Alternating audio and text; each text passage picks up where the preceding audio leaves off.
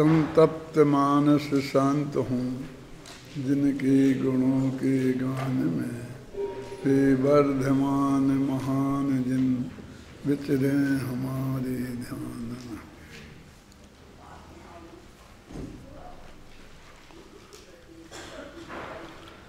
ये टीका भी हो गई थी, उसका जो अपन ने टिप्पणी लिखी है उसके ऊपर वो नहीं हुई थी, उसे पढ़ते हैं। उक्त संपूर्ण कथन का सार यह है कि सप्तभंगी दो प्रकार की होती है, प्रमाण सप्तभंगी और नए सप्तभंगी। नए सप्तभंगी में अपेक्षा स्पष्ट कर दी जाती है और प्रमाण सप्तभंगी में अपेक्षा स्पष्ट न करके उसके स्थान पर स्याद या कथनचित पद का प्रयोग किया जाता है। इसका आजकल बता दिया था। और मतलब ऐसा नहीं है कि चाहे जहाँ स्याद लगा दिया, चाहे जहाँ कथनचित लगा दिया, चाहे जहाँ ईब लगा दिया, चाहे जहाँ भी लगा दिया, ऐसा नहीं है। इसमें हर बात बहुत सावधानी पूर्वक प्रयोग करने की है। जैसे उनने संबंध भजन ने कह दिया ना कि हमारे में तो स्याद लगाई है, तो प्रमाण के कथन के संदर्भ में कह दिया। जब अपेक्षा बता देते हैं तो स्याद लगाने की जरूरत नहीं होती है, और वो नए सप्तभंगी में होता है, और उसके साथ फिर ही लगाना अनिवार्य हो जाता है। ही में जो कठोरता है उसे निकालने के लिए और उसमें दृढ़ता कायम रहे। आप जानते ये जो होता है ये विज्ञान, हस्तरेखा विज्ञान, तो हस्तरेखा विज्ञान में कहते जैसे ये अंगूठा ऐसा हो गया ना, उदाहरण के लिए दे रहा हूँ मैं, तो ये तुम्हें नहीं बता रहा हूँ। तो ये कहते हैं, इसके दो अर्थ किए जाते हैं कि ये एकदम किसी का अंगूठा ऐसा रहता है, वो बिल्कुल ऐसा होता ही नहीं, पीछे को मुड़ता ही नहीं है। अपने घर पे देखना शांति से है ना। तो कहते ये आदमी बहुत हठी है, माने उसको मुड़ता नहीं है ना, तो इसको एक हठी भी कहते हैं और दृढ़ भी कहते हैं कि ये अपनी बात में मतलब पक्का है, ऐसे किसी कहने से बदलता नहीं है। तो दृढ़ता गुण है और हठीपन दोष है। अब एक ही है, मतलब बात यह है कि वो अपनी बात बदलता नहीं है, उस पर अड़ा रहता है, ये उसका नेचर है। अब अच्छी चीज़ के बारे में वो अड़ा रहे तो वही गुण हो जाता है, और बुरी चीज़ के बारे में अड़ा रहे तो वही दोष हो जाता है। दोष और गुण तो अच्छे बुरे के आधार पर होते हैं ना। अब ये ऐसा हो गया तो इसको क्या कहते हैं कि वो लचीला है। लचीला का मतलब कि परिस्थिति को देख के वो अपने को मोड़ना भी जानता है। जैसे नहीं कि अकड़ के बैठे रहे, चाहे टूटे तो टूट जाए, चाहे इतना नुकसान हो जाए, देश समाज कुछ भी, और वो अपने बात पर अकड़ के बैठा ही रहता है, ऐसा नहीं है। इसका लचीला रुख है, परिस्थिति को देख के समझ कर यदि बात हो, मन वो अपनी गलती भी जल्दी से स्वीकार कर सकता है यदि उसे मालूम पड़ जाए तो, और उसको इसे कहते हैं लचीला रुख है। और ये भी कहते हैं ढुलमुल है ढुलमुल समझते हो कि इसने ऐसी कही तो हाँ, तो उसने विरुद्ध कही तो उसमें भी हाँ, और उसने उससे विरुद्ध कही तो उसमें भी हाँ। अब लचीला और ढुलमुलपन और मजबूत दृढ़ है ना, तो ऐसा होता है ना। तो ऐसे ही इसमें जो ही लगाते हैं तो दृढ़ता भी आती है और हट भी दिखता है। तो यदि वो अपेक्षा लगा देते हैं ना साथ में, तो वो हट वाला दुर्गुण तो निकल जाता है और दृढ़ता बनी रहती है ही लगाने से। ही को निकालने की ज़रूरत नहीं है, ही को निकालेंगे तो वो दृढ़ता भी खत्म हो जाएगी, समझ रहे ना। तो इसलिए हमने उसमें अपेक्षा बता दी तो वो बात, वो दोष था वो निकल गया और गुण वो रह गया। अब ऐसे में भी कोई कि मतलब ही लगाया नहीं बताया, अपेक्षा स्पष्ट नहीं करे, अपेक्षा करे नहीं, उसके दिमाग में भी नहीं हो तो क्या करे। पहले तो अपने दिमाग में होना चाहिए ना वो अपेक्षा स्पष्ट, सारी जनवाणी का हम अध्ययन करेंगे तो उसकी सब अपेक्षाएं हमारे ख्याल में स्पष्ट होनी चाहिए। यदि नहीं है वो तो फिर हमें उस पर गंभीरता से विचार करना चाहिए, मंथन करना चाहिए। 1 दिन में, 2 दिन में, 4 दिन में उसका उत्तर आ सकता है, क्योंकि हम भी तो आत्मा ही है ना, और आत्मा ही खोजते हैं, कोई दूसरे थोड़ी खोजते हैं। अच्छा है दूसरे का सहयोग मिल जाए और वो हमें बता दे और हम उससे प्राप्त कर लें, ये भी बड़े सौभाग्य की बात है। लेकिन ऐसा सौभाग्य हर एक को प्राप्त थोड़ी होता है, शायद हर एक को उपलब्ध नहीं होता है ना। पूज्य गुरुदेव श्री थे 35 वर्ष पहले, और उनकी बात सारी दुनिया के सामने एक दफ़े आ गई थी, और सारी दुनिया इस बात को समझती थी कि ये निश्चय व्यवहार के बारे में इनका ऐसा मत है, देखिए व्यवहार अभूतार्थ है। निमित्त उपादान के बारे में इनका ऐसा मत है। यदि मोटी मोटी जो बात है वो सारे जगत तक, विरोधियों तक भी पहुंच गई थी ना। कोई भी चाहता, चाहे विरोधी भी होता और चाहे पक्ष का, तो उनकी उन अपेक्षाओं को जो वे कह रहे हैं बारीकी से समझ सकता था। उनके प्रवचनों में आए हैं उससे, उन लेखन में उनके यहाँ साहित्य छपा उससे, तो उनसे अत्यंत विनयपूर्वक बात करके, फिर विनयपूर्वक बात करने की तो उन्होंने कभी मनाही की नहीं। कर सकता था ना, और नहीं की तो चलेगी, समय तो निकल जाता है। अब आज वो कितनी दुर्लभ हो गई बात। अब कहोगे नहीं हमारे पास 9000 कैसेट मौजूद हैं, हमारे पास ये मौजूद है। ठीक है, जो मौजूद है वो तो बहुत अच्छी बात है, बहुत भाग्य की बात है। लेकिन वो जो हमारा प्रश्न होता है उसका उत्तर उस 9000 पेजों में से निकालना इतना आसान है।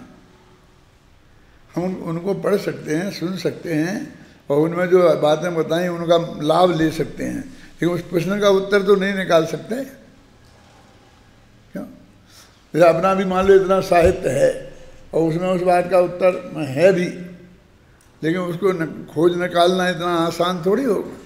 वो भी एक समुद्र हो जाता है। 10,000 15,000 पेज हैं, हो जाता कि नहीं हो जाता है? हमको याद नहीं रहता। हम कहते कभी कहीं लिखा है मैंने, कहीं ऐसा लिखा है, हैं? ऐसा होता है तो दूसरों को तो कितना कठिन हो जाएगा। तो यदि वो आपके सामने उपलब्ध हैं और सहज आपको वो बात समझने को मिल सकती है, तो इससे बड़ा महाभाग्य तो दुनिया में बहुत कम होता है। ऐसे अवसर को 1 सेकंड भी छोड़ने लायक नहीं है। उसकी दुर्लभता की बात है ना, है ना, बहुत ही दुर्लभ भावना में उसकी दुर्लभता बताई जानी चाहिए, है? भगवान महावीर थे, उनकी दिव्य ध्वनि खिलती थी, बहुत लोग आते थे। कितने बहुत लोग आते थे, हजारों। तो हिंदुस्तान में हजारों ही थे कि लाखों थे कि करोड़ों थे। वे तो एक ऐसे सर्वव्यापी, मतलब सर्वमान्य महाव्यक्ति होनी चाहिए जो केवल ज्ञान के लेकर बैठा है, हैं?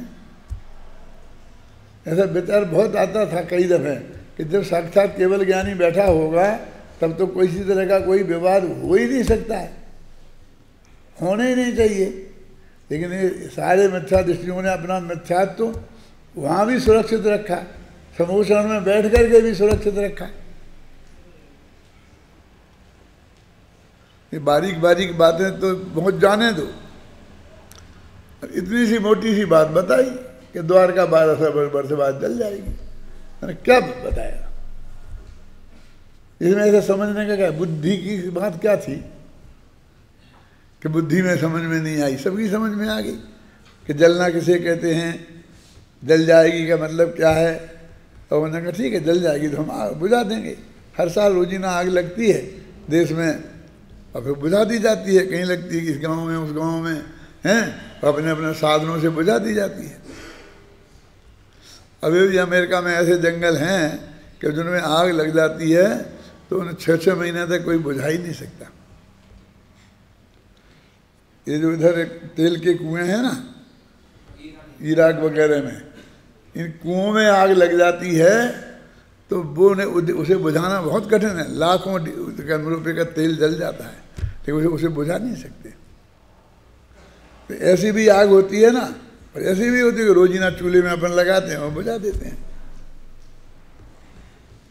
लेकिन उनने तो बहुत स्पष्ट करके बता दी थी कि कोई नहीं बचेगा श्री कृष्ण और बलदेव के अलावा। वे अपने माता पिता को बचाना चाहेंगे तो उन्हें भी नहीं बचा पाएंगे। अब जब माता पिता में कोई बचाने में लगेंगे और दूसरे को करने में कौन नंबर आएगा उनका। मैंने कोई अस्पष्ट तो नहीं छोड़ा था ना, लेकिन वहाँ बहुमत ऐसे ही लोगों का था कि जिन लोगों ने नहीं मानी वो बात, बोला तब समझ में आई कि केवल ज्ञानी से क्या होता है। सामने हम कितने बड़े ज्ञानी हैं, लोग हमारी बात नहीं मानते हैं, इसमें क्या दम है। क्योंकि मानना नहीं मानना तो केवल उसकी पूरी योग्यता पर निर्भर करता है। उसका भी भाग्य होना चाहिए ना, उसकी भी समझ होनी चाहिए ना विकसित।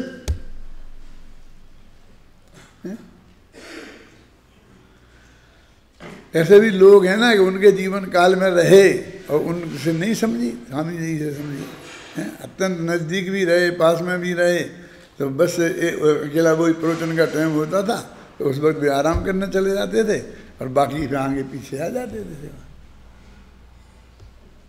मुझे याद आती है कैलाश जी कि जब मैं यहाँ आया था ना सन 47 में, सन 67 में पर्यूषण में प्रवचन करने, तो यहाँ ठहरा था जो हमारा कमरा है ना बैठक का भी, उसी में ठहरे थे हम 7 लोग आए थे। क्योंकि वो यहाँ आना था ना, देखना था सब कि आने लायक है कि नहीं है, इसलिए मेरे मित्र लोग भी साथ में आए थे, तो उसमें हम ठहरे थे। तो यहाँ एक मुनीम जी कहते थे, उनसे मुनीम जी तो क्या वे पुजारी थे, वे मंदिर में पूजा करने के लिए रखे थे। वो वास्तव में गोदगा जी के दोस्त थे, मैंने बचपन के यार होते हैं ना, तो गोदगा जी ने, वो कोई काम नहीं था उनके पास तो उन्हें रखा दिया था। एक खटिया डाले रहते थे इस हॉल में, और वो उसमें एक उपन्यास आते हैं ना बाजार में रेलवे स्टेशन पे सस्ते, वो उन्हें पढ़ते रहते थे, अपने दिन में पढ़े रहते थे। 10 दिन हम रहे, उनको जुम्मे हमारी सारी व्यवस्था थी। जो मैं बताना चाहता हूँ कि कितना दुर्लभ है जनवाणी का सुनना। तो जब हम यहाँ प्रवचन करते थे स्मारक में, तब वे शहर चले जाते थे। जब शहर में उनके बिल्कुल मकान के बगल में प्रवचन करते थे, तब वे यहाँ आ जाते थे। मैंने पूरे 10 दिन ऐसे निकल गए कि उनने एक भी प्रवचन नहीं सुना। यानी इस लेवल तक कि वे पहचान नहीं पाएंगे पंडित जी कौन है इन 7 आदमियों में। पंडित जी की व्यवस्था में उन्हें रखे थे, उन्होंने सारी व्यवस्था की, लेकिन वो इन पंडित कौन है, 7 आदमी थे ना, तो इनमें पंडित कौन है, प्रवचन कौन करता है, ये भी पहचान सकते थे। तो मैं उनसे कुछ काम बात कहता था तो वे ऐसी उड़ा देते थे, वो करते भी थे। और मेरे साथ एक हीरालाल जी थे दोषी, वो आए थे, मेरे बहुत अच्छे मित्र थे। तो वो कहते थे तो वो सब बात मानते थे। एक काली टोपी लगाते थे, रहते थे, मेरे से बड़े होंगे 10-20 वर्ष क्या, तो उनकी बात सब मानते थे। तो हम जरा ऐसे ही अच्छे नज़दीक के दोस्त थे कि मैं तुम भी हम बात कर लेते थे आपस में, है ना। वैसे बहुत भगत थे मेरे। मैं जब इंदौर में रहता था तो हमने अपने बाजार से कोई एक चीज़ लेने ना मैं गया ना बाई गई, वो ही ला करके सब हमारे घर में रखते थे। सब व्यवस्था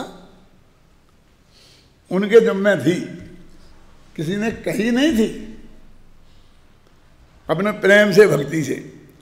तो मैंने कोई बात उनसे कहा, मैं हीरालाल जी उनसे आप ऐसा कहो, तो बोले आप नहीं कह सकते, इतनी सी बात क्यों, यदि मैं कहूँ। मैंने कहा भाई मेरी सुनते नहीं है वे। क्यों भाई, पंडित जी तो आप हैं। वे उनको ही पंडित जी समझ रहे थे, जबकि उन्होंने कभी जिंदगी में प्रवचन किया ही नहीं होगा, ऐसा कुछ ज़्यादा समझते नहीं थे।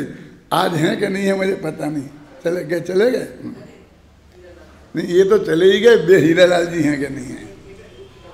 वो भी चले गए, 2 ही जने चले गए।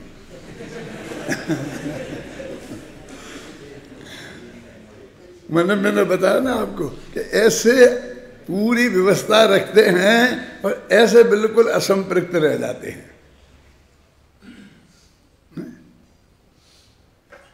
वो लोगों के नाम भी मैं ले सकता हूँ, लेकिन नहीं लेना चाहता हूँ कि सारी व्यवस्थाएं देखते हैं, 22 घंटे अपने साथ रहते हैं और बस 1 घंटे को वे अलग हो जाते हैं, बस नहीं सुनते, नहीं सुनना है, नहीं समझना। जानते हैं सारी दुनिया सुन रही, बहुत बढ़िया मानती है, अच्छा है, सत्य तत्व है, लेकिन उसके विकल्प भी नहीं आता है कि इसको मुझे कुछ करना चाहिए। तो ये तो बहुत महाभाग्य की बात है। ये बात मैं सब इसलिए कह रहा हूँ, ये 116वीं गाथा का मैंने थोड़ा भी पढ़ा है ना, तो उसमें ये आने वाली है, आई है बात, क्रिया अफल नहीं कहला ना, परम धर्म अफल है, फिर क्रिया अफल नहीं कही है ना गाथा के लिए। बोलो मतलब गाथा बोलो।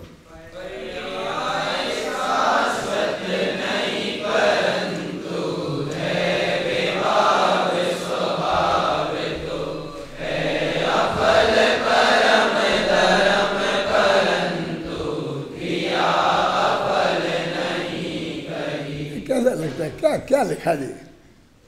परम धर्म तो अफल है, उसका तो कोई फल नहीं है, और ये राग देश की क्रिया है, ये फल वाली है। लगता है कैसी बात कर रही है, बिल्कुल उल्टी बात। ये उल्टी है कि नहीं है, ये कल बताएंगे। मैं तो आप बता रहा हूँ, ऊपर नीचे की पंक्ति फिर पढ़ो एक दफा।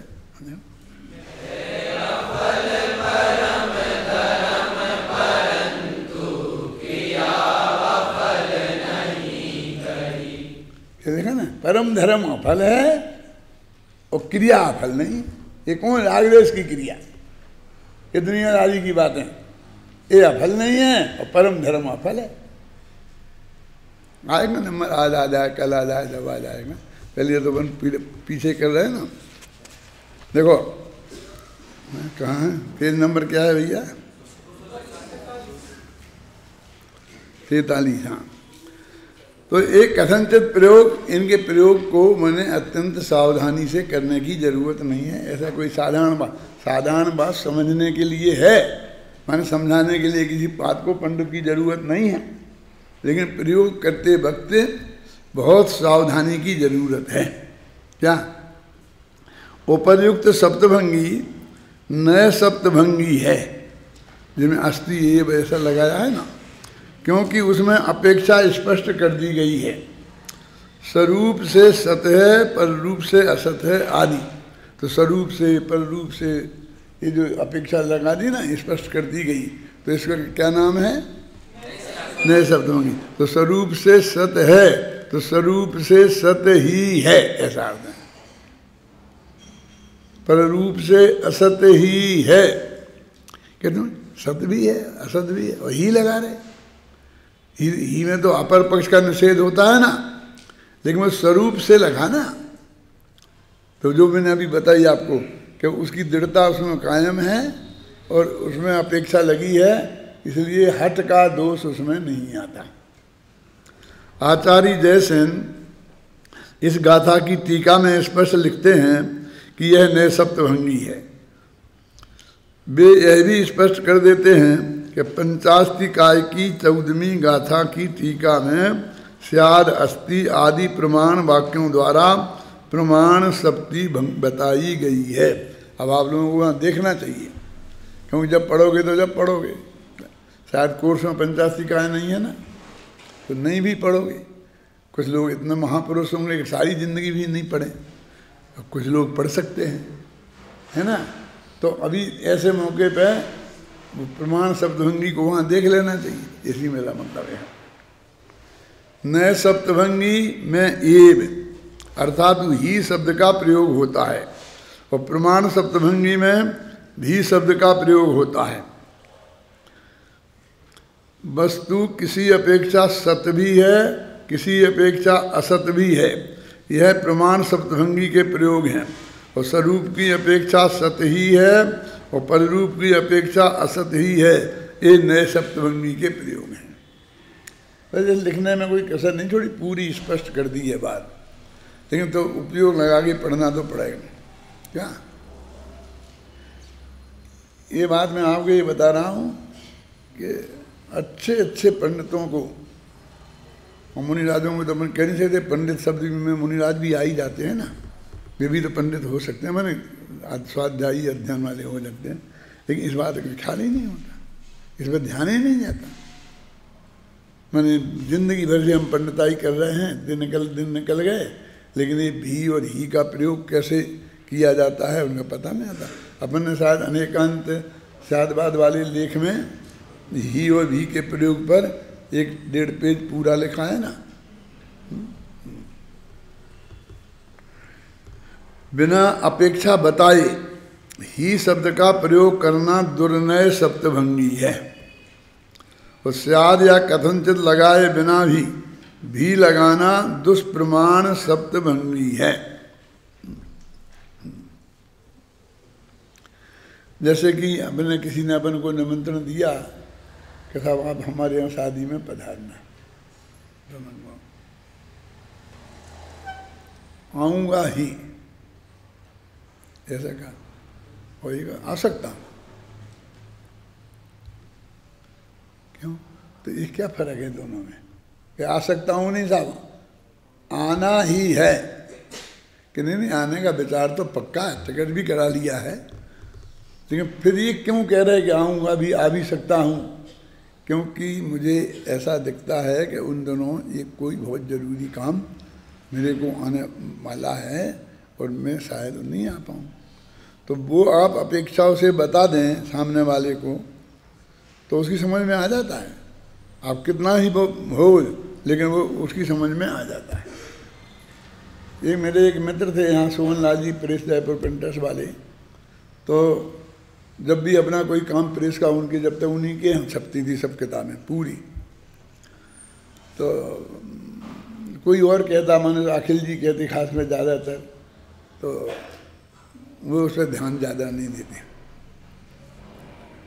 और जब मैं कहता तो जब फटाफट छप जाती वो चीज़। तो उनसे लोग कहते कि साहब आप ऐसे कहो, मेरे से कहते थे, और ये कहते भी हमारी तो बात तो सुनते ही नहीं है। तो मैंने उनसे कहा कि ये आप ऐसा क्यों करते हैं, क्योंकि इससे इन लोगों को अच्छा भी नहीं लगता, और हर काम को मैं कैसे तो कहूँगा आपसे, काम तो इन लोगों को ही करना है। तो मालूम सो उन्होंने क्या बताया शांति भाई कि दादा इनके और तुम आपके कहने में बहुत फ़र्क है, ये तो वहाँ से ऑर्डर देते भाई वहाँ तक छप जाना, ऐसा होना चाहिए, ये होना चाहिए, और आप वो पूरा कारण बताते हैं। कभी 25 तारीख तक छप जाना चाहिए, क्योंकि 26 तारीख से अपना वो एक शिविर है तो उसमें लोग आने वाले हैं, उनको अपन को देना है। एक आदमी 1000 किताब बांटना चाहता है, इसलिए मुझे 25 को 1000 किताबें चाहिए, तो उनकी समझ में आ जाती, तो कागज़ आए कर देते। वो कुछ नहीं बताएंगे कि आप इतनी जो हमको तारीख दे रहे हैं वो क्यों इतनी अर्जेंट है, आपको 4 दिन बाद छपेगी तो क्या फ़र्क पड़ता है, क्योंकि हमारे बहुत अर्जेंट काम लग रहे हैं काम पे, समझे ना। पहले उन्हें छपेगी फिर आपकी बात छपेगी, तो वो बताएगा ही नहीं, तो कहता आपकी ज़रूरत ही नहीं समझता है। बोले यदि ये समझाएं मुझे कि आपको इस तारीख को इतने बजे क्यों चाहिए है, तो वो गारंटी से उसको उस वक्त मिल जाएगी। अब इनको यही शिकायत रहती है कि आप कहते हो तो उससे गारंटी से आ जाती है, और हम कहते रहे तो नहीं सुनती है। अरे भाई वो हमारा जो काम लग रहा है वो बहुत अर्जेंट है, और हमारा उसमें नुकसान होगा, लेकिन यदि आपका काम उससे ज़्यादा अर्जेंट हो तो हम नुकसान करके भी रात को बुलाकर, रात को काम करवाकर उसे निकालेंगे। रात को बुलाते हैं तो डबल पैसे लगते हैं, ऐसा है प्रेस में, तो हम डबल पैसा दे करके भी काम निकालेंगे। अब आप कैसे रूटीन में ही छपना है, और हम उसमें डबल पैसा देकर आपसे बिल डबल भेजेंगे तो आप दोगे नहीं, ख्याल में आए ना। तो ये सब बहुत बातें होती हैं, वो जो आदमी समझता नहीं है वो समझता है बस इनकी आज्ञा मानते हैं, हमारी नहीं सुनते हैं। ऐसा नहीं है, उसमें अकेली आज्ञा वाली बात नहीं है, कुछ और है। और फिर वो ऐसा भी होता है, तो एक अंधा बैठा था, भीख मांग रहा था, तो इतने में वो एक आया पुलिस वाला, ए अंधे, यहाँ आगे नहीं पीछे को बैठो, कहाँ हवालदार साहब। फिर दूसरा आया तो उसने कहा क्यों भाई यहाँ क्यों बैठे, जरा पीछे बैठते। तो कहाँ थानेदार साहब। तीसरा आया, ये सूरदास जी जरा ऊपर बैठ जाओ तो अच्छा रहेगा। तो कहा हाँ साहब राजा साहब। क्यों कि तूने कैसे जाना, तू तो अंधा है, कि उसकी वाणी से जाना। समझ में आया ना आपके? इनका डॉक्टर साहब का ऐसा ही है, वो कहते थे कि जो आज्ञा भी देवें तो भी मैं मानूंगा, मुझे ऑब्जेक्शन नहीं होगा, लेकिन फिर भी इनने कभी मेरे को ऐसी आज्ञा नहीं दी। पूरी परिस्थिति समझाई, उसकी आवश्यकता समझाई, और फिर जो मेरी समझ में आ गई तो मैंने फिर वो उस काम को आगे निकाला। तो अपेक्षा का कितना महत्व है, समझे ना। मैंने कहा ना, बहुत ही जरूरी जाना हो, तुम उनके घनिष्ठ मित्र हो, तुम्हारे बेटे की जब शादी हुई थी वो दिन भर काम करते रहे थे और तुम कह रहे हो मैं नहीं भी आ सकता हूँ, तो वो तो क्या बात करता है, कह रहे। लेकिन वो काम ऐसा हो कैसा उस दिन मेरी पेशी है, मैं कोशिश कर रहा हूँ उसकी छुट्टी मिल जाए, लेकिन नहीं दी और वो अड़ गया तो फिर मुझे जाना पड़ेगा। तो उसकी समझ में आ जाती है कि भाई ये इतना ज़रूरी काम है कि भाई वहाँ जाना पड़ेगा। ऐसे माने अपेक्षा को स्पष्ट करने का अर्थ समझा रहा हूँ मैं। क्यों अपेक्षा स्पष्ट करना इस लौकिक व्यवहार में भी कितना जरूरी है क्या। वस्तु स्वरूप समझने और समझाने के लिए सप्तभंगी न्याय जैन दर्शन का अद्भुत अनुसंधान है, अनुपम निधि है। जैन दर्शन के मर्म को समझने के लिए इस सप्तभंगी न्याय को समझना न केवल अत्यंत आवश्यक है अपितु अनिवार्य है। जब अनिवार्य है और जो आदमी इसको नहीं समझेगा तो वो जैन धर्म का मर्म नहीं समझ सकता, और अब जैन धर्म का मर्म नहीं समझेगा तो कहाँ का सम्यक दर्शन, कहाँ का सम्यक ज्ञान, कहाँ का चारित्र। कोई थोड़ी क्रिया पाल लेने का नाम चारित्र थोड़ी है, यानी ये अनिवार्य है। कोई आदमी आके कहे कि मेरे को अणुवृत्त दे दो तो पूछना चाहिए तुझे सप्तभंगी आती है कि नहीं आती है, तो पहले सप्तभंगी पढ़ के आ। ये सप्तभंगी से नहीं क्या लेना देना, हमारे यहाँ तो लेन लग रही बिना सप्तभंगी वालों की हमारे महाराज ने तो आज तक किसी से पूछा ही नहीं।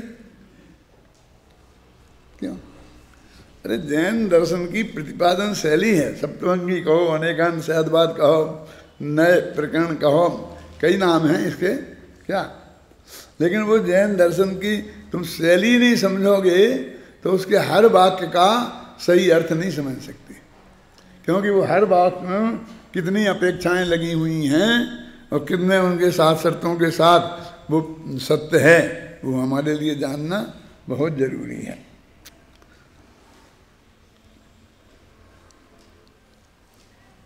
हो गया ना। लिखा सप्तभंगी स्वरूप को गहराई से समझने के लिए लेखक की अन्य कृति परम भाव प्रकाशक नए चक्र का सप्तभंगी नाम के 6 अध्याय का अध्ययन बारीकी से करना चाहिए। यहाँ उसकी चर्चा विस्तार से करना संभव नहीं। तो ये तो तुम्हारे यहाँ पहले एक सप्तभंगी न्याय करके पुस्तक भी थी कोर्स में, आजकल है कि नहीं है? अभय जी वगैरह पढ़ते थे तब थी ना सप्तभंगी तरंगिणी, है ना, कोर्स में थी। अब इसलिए वो बहुत स्पष्ट तरीके से मतलब सप्तभंगी पर विचार हो जाता था। और न्याय शास्त्र का ग्रंथ होने से यदि ये भंग नहीं मानेंगे तो उसमें ये तकलीफ आएगी, ये भंग नहीं मानेंगे तो ये तकलीफ, बहुत विस्तार से बढ़िया चीज़ें समझाई हैं, तो उसे समझना चाहिए।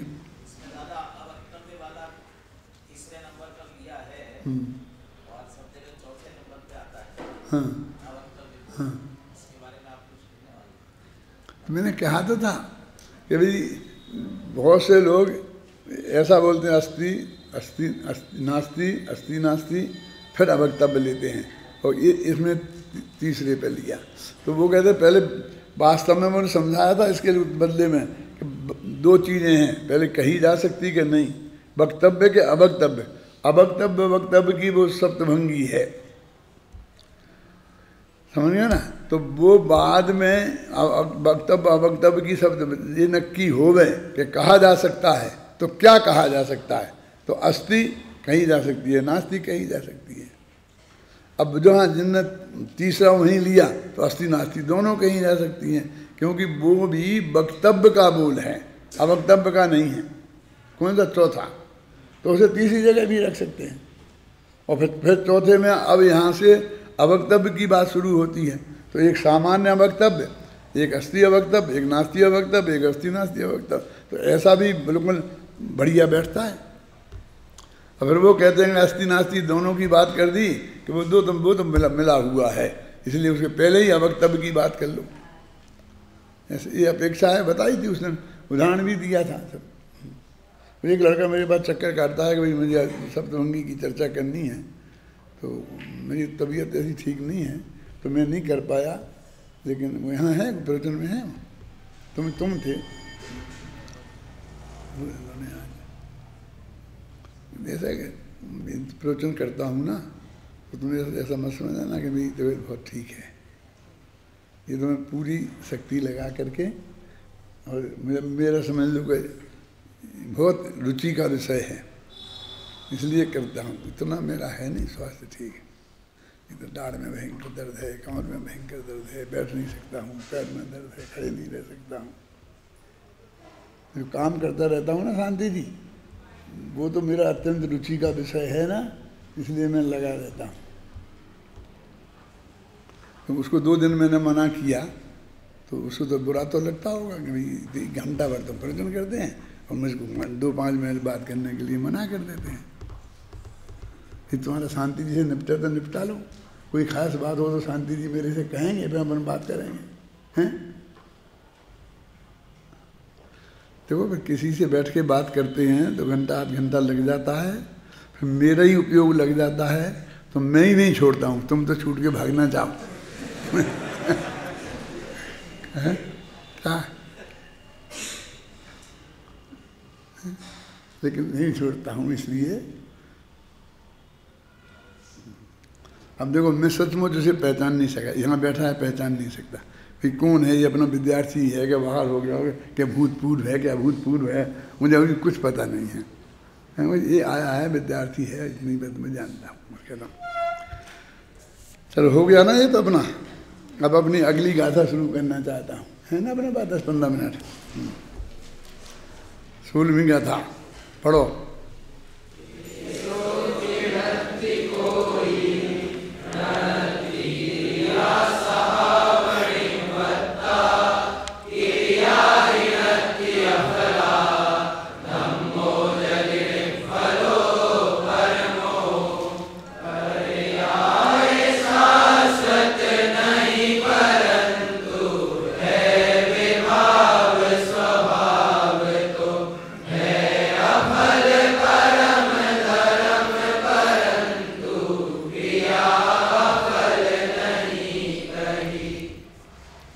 कहते हैं पर्याय शाश्वत नहीं है, पर्याय अनादि अनंत नहीं है, शाश्वत नहीं है मैंने निरंतर रहने वाली नहीं है।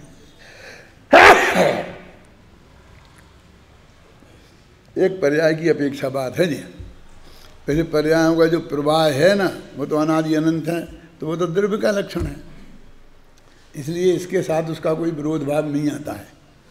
पर्याय शाश्वत नहीं है, कोई भी पर्याय निरंतर रहने वाली नहीं है, परंतु है विभाव स्वभाव। तो ये सब बात काय के लिए कर रहे हैं, क्यों उन्हें फल की बात करनी है कि वो शाश्वत नहीं है तो उससे क्या फल मिलेगा, उससे क्या होगा।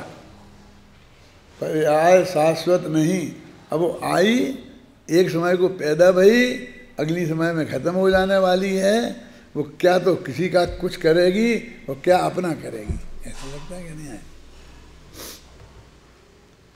एक है ना। अब परंतु विभाव स्वभाव तो है, माने वो उसका शाश्वत नहीं है, माने स्वभाव शाश्वत नहीं है। लेकिन विभाव स्वभाव तो साथ, स्वभाव दो प्रकार का होता है, एक स्वभाव स्वभाव और एक विभाव स्वभाव। तो ये दो स्वभाव स्वभाव हो गए ना, इसलिए एक स्वभाव का लोप हो गया, तो अकेला उसे अकेला स्वभाव बोल दिया। लेकिन उसके जब विभाव स्वभाव कहते हैं ना, तो उसके बदले में यहाँ इसके स्वभाव स्वभाव कहने से वो बात स्पष्ट हो जाती है। और ऐसे प्रयोग बहुत होते हैं, भाषा में ऐसे प्रयोग बहुत होते हैं। तो कहते हैं क्योंकि विभाव तो है, विभाव स्वभाव तो है। गुरुदेव तो बहुत कहते हैं कि कर्म के उदय से कर्म का बंध नहीं हुआ, कि तेरा ही विभाव राग आदि जो हुए हैं वो तेरा विभाव स्वभाव है, और इन विभाव स्वभाव का कर्ता तू ही है और निश्चय से है, और अपना निश्चय ने का एक अशुद्ध निश्चय ने एक नाम भी है ना। तो नीचे की गाथा में वो बात जरा स्पष्ट, नीचे की पंक्ति में बात स्पष्ट होती है, अफल परम धर्म। अब यहाँ फल माने क्या? फल माने कर्म बंध। अरे भारे वाह, प्रकरण कर्म बंध का चल रहा है। तो कहते हैं कि वो जो स्वभाव कर्म बंध का कारण नहीं है, समझे ना, स्वभाव कर्म बंध का कारण नहीं है। तो अफल परम धर्म, तो स्वभाव है परम धर्म, वस्तु स्वभाव धर्मों के हिसाब से,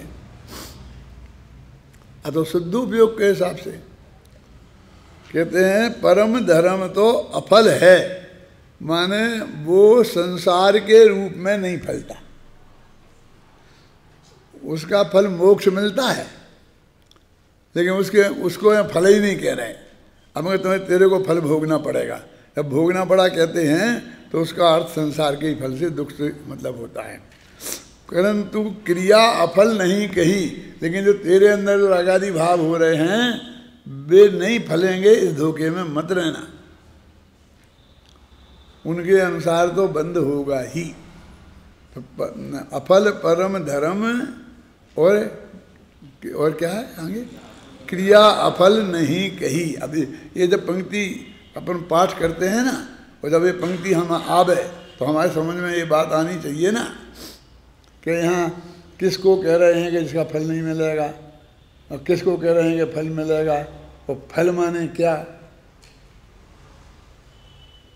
है ना। देखो अब पढ़ते हैं, मनुष्यादि पर्यायों में यही ऐसी कोई शाश्वत पर्याय नहीं है, क्योंकि संसारी जीवों के स्वभाव निष्पन्न क्रिया नहीं है। देखो समझना, बहुत विचित्र वाक्य है। मनुष्यादि पर्यायों में यही है शाश्वत, समझ गया ना। अनेक समयों में यही ऐसी कोई शाश्वत पर्याय नहीं है, कि यही होगी, यही है बस खत्म, अब अनंत काल तक ऐसी ही रहेगी, ऐसी कोई शाश्वत पर्याय नहीं है, क्योंकि संसारी जीवों के स्वभाव निष्पन्न क्रिया नहीं है। ऐसा नहीं है, क्या कहते हो समझ में? देखो वाक्य समझ क्या कठिन, देखो पढ़ो पढ़ो। मनुष्य आदि पर्यायों में यही ऐसी कोई शाश्वत पर्याय नहीं है, क्योंकि संसारी जीवों के स्वभाव निष्पन्न क्रिया नहीं है, ऐसी बात नहीं है। देखो संसारी जीवों के भी स्वभाव निष्पन्न क्रिया है, वो कहते हैं संसार स्वभाव निष्पन्न क्रिया संसारी जीवों की है ही नहीं, ऐसा कोई मानता हो तो वो कहते ऐसी बात ये सत्य नहीं है। अब यदि इसको ऐसा नहीं है, इसको ध्यान नहीं दे रहे तो वो उल्टा अर्थ करे पूरा। गुरुदेव की भाषा में ऐसा बहुत आता है, तो कहते जाते हैं, कहते हैं ऐसा नहीं है, ऐसा नहीं है, ऐसा बार बार कहते हैं, एम नथी, बस एम नथी, पूरी तरह समझा देंगे और फिर कहेंगे एम नथी हैं। तो जब तक वो एम नथी नहीं आएगा तब तक उसका कोई अर्थ ही नहीं है। यदि आप विशिष्ट प्रतिभाशाली हैं तो वो जब एम नथी कही उसके पहले आपकी समझ में आना चाहिए, क्या तात्पर्य यह है कि संसारी जीवों के व्यवहार स्वभाव से उत्पन्न होने वाली राग देशमय क्रिया होती ही है। उनने कही थी कि संसारी जीवन के कोई क्रिया नहीं है, तो कहते कि नहीं, कैसे नहीं, ऐसी बात नहीं है, माने वो क्रिया होती ही है। यदि परम धर्म अफल है, ठीक है, तो राग देशमय क्रिया अवश्य अफल नहीं है। वो राग देश रूप क्रिया है, उसका फल अवश्य मिलेगा। देखो वो अवश्य फलेगी नहीं लिखा, तो उसका फल अवश्य अफल नहीं है। इन न्याय की भाषा इसमें क्या हुआ है, दो ना आ गए हैं, एक अफल में आ रूप, एक नहीं, वही दो आपस में कट जाते हैं तो वो पॉजिटिव हो जाते हैं, है ना। तात्पर्य यह है कि वीतराग भाव रूप क्रिया तो मनुष्यादि पर्याय रूप फल उत्पन्न नहीं करती है, पर राग देश रूप क्रिया तो मनुष्यादि पर्याय रूप फल उत्पन्न करती ही है। मैंने सीधी सच्ची है कि जब वीतराग भाव रूप क्रिया होगी ज्ञानी धर्मात्माओं की, तो उसका फल क्या मिलेगा उसे। अभी ये आपको बहुत अटपटा लग रहा होगा शांति जी, कि क्या कह रहे, क्यों कह रहे, क्या बात कह रहे। देखो सम्मा दर्शन मुक्ति का कारण है ना, बंध का कारण तो नहीं है। सम्मा दर्शन सम्यक ज्ञान सम्यक चारित्र।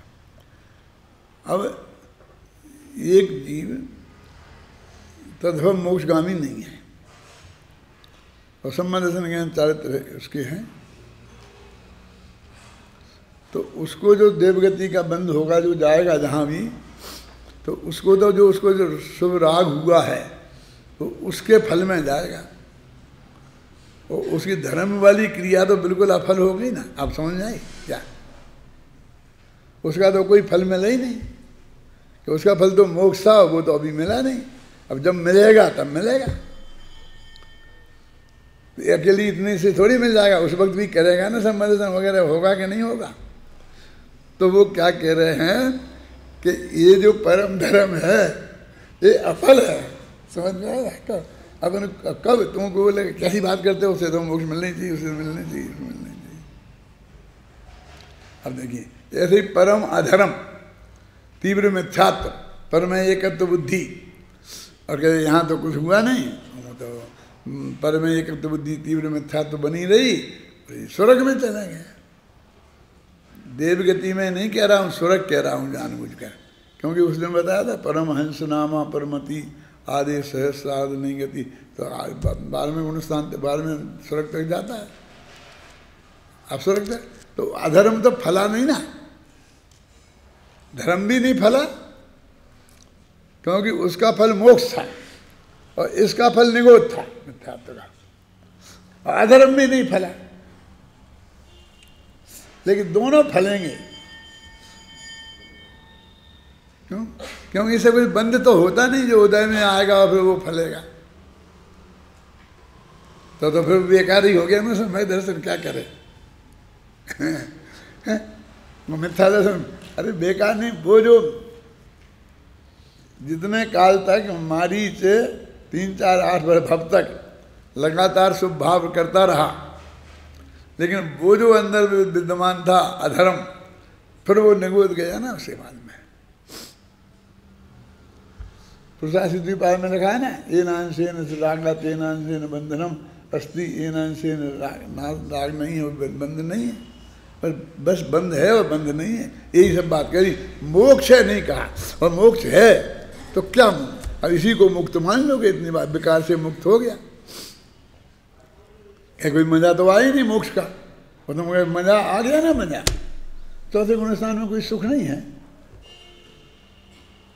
दौलत राम जी ने तो ये लिखा है, क्या यो चिंत निज में थिर भये, जिन अकथ जो आनंद भयो, सो इंद्र नाग नरेंद्र वा अहिमेंद्र के नाही। राजा सैनिक नरक में है और सम्यक दर्शन भी है, और तीर्थंकर प्रकृति बंध रही है उनको निरंतर। वो निरंतर बंधी प्रकृति है, तो निरंतर बंधी जब प्रकृति बंध रही तो तत्संबंधी राग भी हो गई ना, वो शुभ ही राग होगा ना। वो 16 कारण भावना रूप है, उनमें जो भी भावना रूप जैसा भी होगा है? तो क्या फायदा हुआ, तो नरक में चले गए। कहते नहीं वो 7 में नहीं गए, यही फायदा हुआ है? फिर फल तो मिला ही नहीं उसका। अरे भाई उस नरक में भी चौथे गुण स्थान के योग अतीन्द्रिय आनंद ले रहे थे, डंडा पड़ रहे वहां पर, उस वक्त भी ले रहे हैं। नहीं मिला हुआ क्यों कैसे कहते हो? क्या तो मैंने प्रश्न किया और क्या उत्तर दिया बता सकते हो आप? अपन के मोक्ष वाला फल तो जब मिलेगा जब मिलेगा, और निगोध वाला फल जब मिलेगा जब मिलेगा। तो अभी सम्मा दर्शन हो गया, 6वें 7वें गुण स्थान में वो हैं। ऐसी स्थिति में तो हमको लिखा ना बेकार लगता है, इसमें लिखा भी है कि अब वो अफल है, परम धर्म तो अफल है, हैं? आप समझे ना? तो मैं ये कह रहा हूँ कि वो सीधा मोक्ष अभी नहीं मिलेगा। इधर संसार के रूप में बाल बच्चे मिल जाए, पैसा मिल जाए, कि मैंने बहुत धर्म किया, धर्मात्मा किया, वो सम्मादृष्टि हो गया, उसने इतना धर्म किया, फिर उसको ऐसा पुण्य बनना चाहिए कि खूब पैसा मिल जाना चाहिए। लेकिन वो तो गरीबी की गरीबी है, खाने को नहीं है। तो खाने को नहीं होना गरीबी होती है, तो राजा शौनक का जीव जो नरक में है वो सबसे ज़्यादा गरीब है, क्योंकि उसके पास खाने को कुछ भी नहीं है, नहीं है ना। तो कहते हैं कि सम्यक दर्शन जो ज्ञान हुआ तो 6वां 7वां गुणस्थान हुआ, तो उस वक्त वो 6वें 7वें गुणस्थान के योग्य शांति तो है ना उसको, वो है कि नहीं है? तो उसकी यहाँ अपेक्षा नहीं की, इसलिए फल कह दिया, लेकिन वो फल वहाँ विद्यमान है। बस बाकी कल करेंगे।